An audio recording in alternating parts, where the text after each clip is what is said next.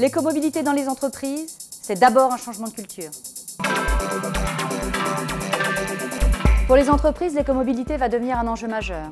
On sait déjà qu'il y aura un impact sur la performance économique, sociale ou environnementale.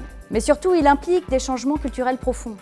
Prenons l'exemple du télétravail. C'est une approche alternative qui se heurte encore à plusieurs freins, d'ordre avant tout managérial.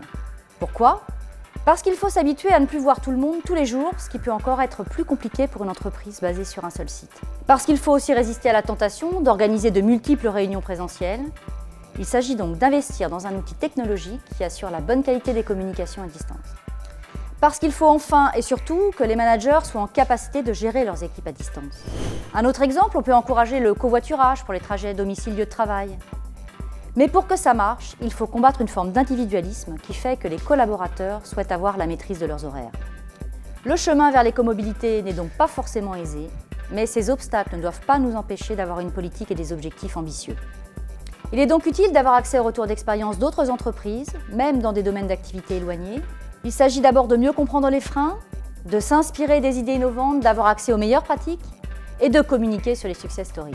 Une approche fondée sur les échanges et la coopération représenterait un vrai atout pour devenir plus performant sur le sujet de l'écomobilité, qui est devenu aujourd'hui capital pour toutes les entreprises.